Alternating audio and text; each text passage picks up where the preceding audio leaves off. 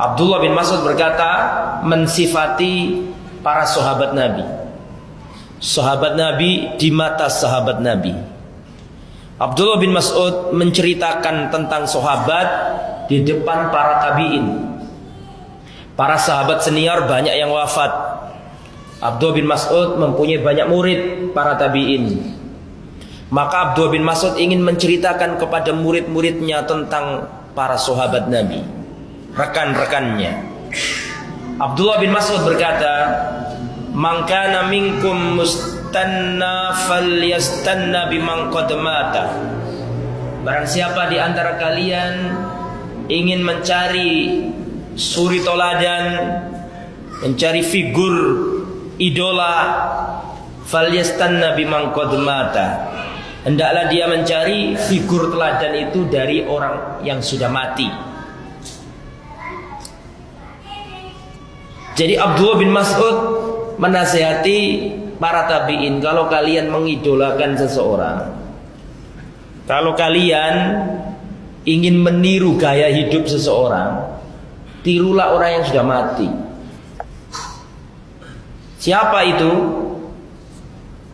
Kata Abdullah bin Mas'ud, fa innal hayya la tu'manu alaihi fitnah. Karena orang yang hidup itu belum aman dari fitnah. Kamu nggak tahu akhir kesudahannya. Sekarang kamu idolakan seseorang, belum tentu dia matinya baik. Jadi kata Abdullah bin Mas'ud, kalau kalian mengambil petunjuk suri toladan, idolakan orang yang sudah mati. Ulaika ashabu Muhammadin sallallahu alaihi wasallam. Mereka itulah sahabat Nabi Muhammad sallallahu alaihi wasallam. Kanu wallahi afdal hadhil ummah. Mereka dahulu adalah seutama-utama umat ini. Wa abarraha quluban. Yang paling bersih hatinya. Jadi sahabat itu bersih hatinya. Menurut siapa tadi? Abdul bin Mas'ud. Makanya tidak heran Rasulullah pernah berkata, la tasubbu ashabi. Jangan kalian mencela para sahabatku. Lau anna ahadakum anfaqa misla Uhudin dhahaban ma balagha mudda ahadihim wala nasifa. Seandainya salah seorang di antara kalian berinfak emas sebesar gunung Uhud, tidak akan mampu mengalahkan satu mud atau setengah mud sedekahnya para sahabat. Kenapa kok bisa seperti itu? Satu gunung Uhud emas tidak bisa mengalahkan satu mud atau setengah mud gandumnya para sahabat. Ya karena ini kata Abdullah bin Mas'ud, abarroha quluban. Umat yang paling bersih hatinya. Wa a'maqaha ilman, yang paling dalam ilmunya. Jadi mengapa kok kita diperintahkan Allah mengikuti sahabat? Dijawab sama Abdullah bin Mas'ud, a'maqaha ilman, karena mereka adalah kaum yang paling dalam ilmu. Makanya kalau surat At-Taubah tuh, antum lihat surat At-Taubah, dan ini selalu saya bacakan setiap pertemuan dan saya tidak pernah bosan untuk menyampaikan ayat ini. Karena barang siapa menjelaskan sahabat mesti jelaskan ayat ini. Ya, was-sabiqunal awwalun minal muhajirin wal ansar walladzina taba'uhum bi ihsan. Dan orang-orang yang terdahulu yang pertama kali masuk Islam, siapa itu? Muhajirin dan ansar. Setelah itu Allah menyuruh kita untuk mengikuti mereka. Walladzina taba'uhum, dan orang-orang yang mengikuti mereka dengan baik. Radhiyallahu anhum, Allah ridha kepada mereka. Kenapa Allah mengatakan walladzina taba'uhum, dan orang-orang yang mengikuti mereka? Ya, karena ini wa a'maqaha ilman, yang paling dalam ilmunya, paling paham hadisnya Rasulullah sallallahu alaihi wasallam. Paling paham Al-Quran, sahabat. Karena Islam itu ibarat lentera. Islam itu ibarat lentera. Semakin dekat dengan lentera semakin cerah. Semakin jauh dari lentera semakin redup, semakin jauh gelap gulita. Maka barang siapa yang ingin mengambil ilmu, pemahaman ambillah dari generasi yang ada di sekitar lentera itu. Paham? Yaitu para sahabat Muhammad. Wa aqallaha takallufan. Mereka adalah kaum yang paling sedikit takallufnya, paling sedikit membebani dirinya, paling sedikit neko-neko. Para sahabat itu kalau ibadah simple, sederhana. Jangan dikira ibadahnya sahabat itu sederhana. Tidak takalluf seperti orang sekarang. Takalluf memodifikasi ibadah, dimodifikasi ini, Rasulullah mengatakan malu dikerjakan. Rasulullah mengatakan berhenti, ya berhenti. Wa ma atakumur rasulu fakhuduhu wa ma nahakum anhu fantahu. Yang diperintahkan Nabi diambil sahabat, yang dilarang berhenti. Nabi ketika mengatakan, ya, jika salah seorang di antara kalian masuk masjid jangan duduk sampai dia sholat 2 rakaat dulu. Tidak ada dalam riwayat satu sahabat mengatakan, ya Rasulullah ini wajib apa enggak sih? Ada enggak riwayat yang Rasulullah, para sahabat tanya, ya Rasulullah sebenarnya ini harus apa enggak sih? Apakah harus sholat? Pokoknya perintah kerjakan. Ya. Dan Rasulullah kalau melarang, jangan lakukan ini. Tidak ada sahabat mengatakan, ya Rasulullah ini makruh apa haram ya. Para sahabat itu kalau ada perintah kerjakan, kalau ada larangan berhenti. Itu para sahabat, tidak membebani diri. Ada adzan, sholat subuh, ya sudah sholat 2 rakaat selesai. Kalau orang sekarang enggak, sholat 2 rakaat tahiyatul masjid, sholat lagi 2 rakaat, sholat sunnah wudu, sholat 2 rakaat lagi qobliyah subuh. Akeh sholat itu. Para sahabat simpel 2 rakaat sudah selesai. Ada juga yang tanya, Ustaz saya mau tanya, Ustaz. Ini sudah sering saya sampaikan.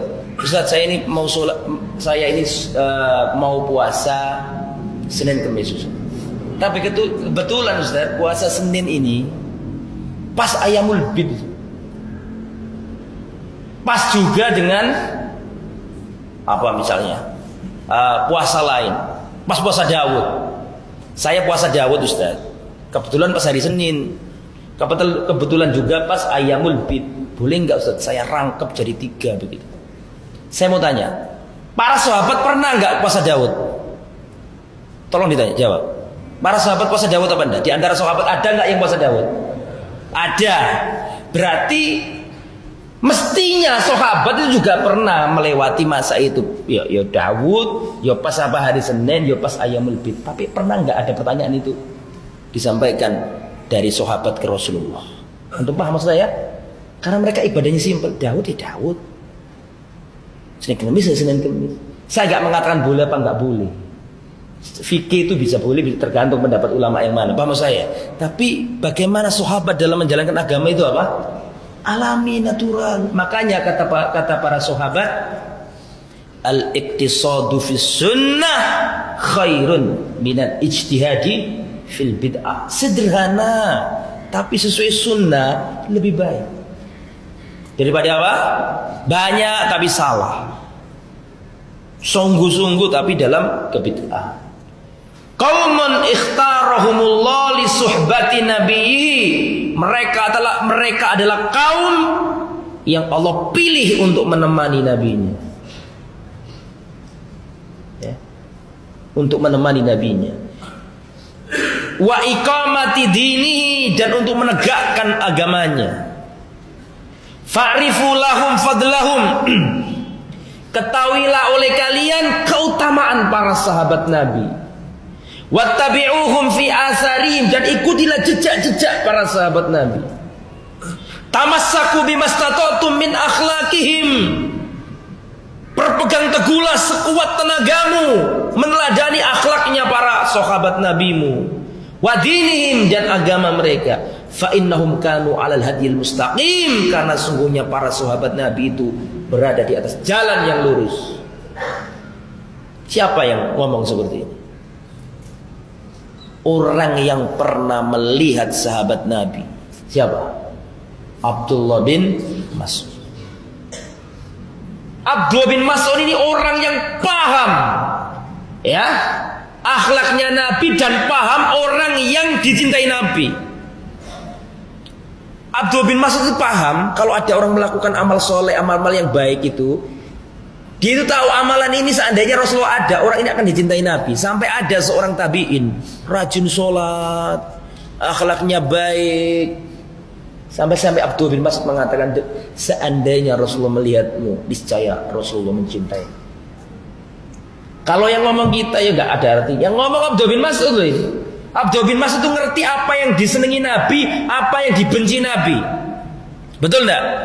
Sampai ada seorang tabi'in, orangnya baik. Kata Abdullah bin Mas'ud, seandainya lau ro'aka Rasulullah la habbaka. Seandainya Rasulullah melihat dirimu, niscaya Rasulullah mencintai dirimu. Itu menunjukkan bagaimana pahamnya Abdullah Mas'ud dengan apa yang disenangi Nabi dan apa yang dia benci oleh Nabi. Termasuk Abdullah bin Mas'ud orang yang paham dalam mensifati para sahabat Nabi, rekan-rekannya sendiri. Dalam riwayat yang lain, Abdullah bin Mas'ud berkata, jadi memang pengarang kitab ini setiap ganti bab itu gak langsung dijelaskan tentang orang yang ada dalam bab ini. Kan sekarang kan kita ganti bab Umar bin Khattab, betul kan? Tapi beliau gak langsung bahas Umar bin Khattab. Dijelaskan dulu keutamaan siapa? Sahabat, untuk mengingatkan kembali bahwa para sahabat itu punya hak. Perhatikan ya perkataan Abdullah bin Mas'ud, saya ulangi. Ada perkataan Abdullah bin Mas'ud yang mengatakan, perhatikan, fa'rifu lahum fadlahum, ketahuilah keutamaan para sahabat. Jadi mengetahui keutamaan para sahabat itu bagian dari agama. Abdullah bin Mas'ud berkata, fa'rifu, ketahuilah oleh kalian, fadlahum, keutamaan mereka, wattabi'uhum fi atharihim, dan ikutilah jejak-jejak mereka. Kita nggak mungkin tahu jejak-jejak mereka, kita nggak tahu keutamaan-keutamaan mereka kalau kita nggak mau duduk dengarkan. Kalau duduk dengarkan baru tahu, baru kita terinspirasi ingin sama mereka. Kita ini belajar mencintai Nabi seperti cintanya para sahabat kepada Nabi. Para sahabat itu seandainya masuk surga, yang surga itu nggak ada Nabi, sedih kan? Saya khawatir gak ketemu engkau ya Rasulullah. Saya khawatir surgaku tidak sama dengan surga. Kita ini menumbuhkan perasaan cinta itu kadang kurang. Dan tahapan cinta yang pertama itu mengenal. Ya jamaah, barang siapa yang ingin mencintai sesuatu, kenalilah dulu. Karena tahapan cinta yang pertama itu mengenal. Tanpa mengenal kau gak akan cinta. Kau gak akan cinta Nabi kalau gak kenal Nabi. Kau gak akan cinta sahabat kalau kau gak kenal sahabat. Karena mengenal adalah tahapan cinta yang pertama. Makanya Abdullah bin Mas'ud mengatakan, fa'rifu, kenalilah, ketahuilah, fadlahum, keutamaan para sahabat.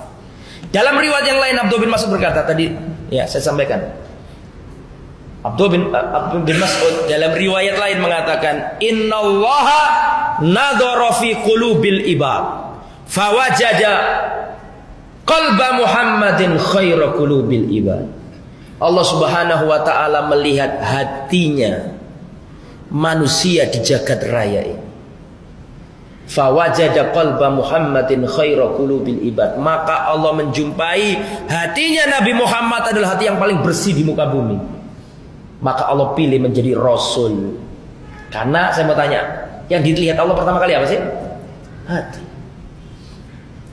Tsumma nazarallahu ila qulubil ibad ba'da qalbi Muhammadin sallallahu alaihi wasallam. Kemudian Allah melihat hati-hatinya manusia setelah hatinya Muhammad sallallahu alaihi wasallam. Fawajada quluba ashabi Rasulillah khaira qulubil ibad, maka Allah menjumpai hati-hatinya para sahabat Nabi adalah hati yang paling bersih di muka bumi. Maka Allah memilih mereka untuk menemani nabinya, menegakkan agama bersamanya.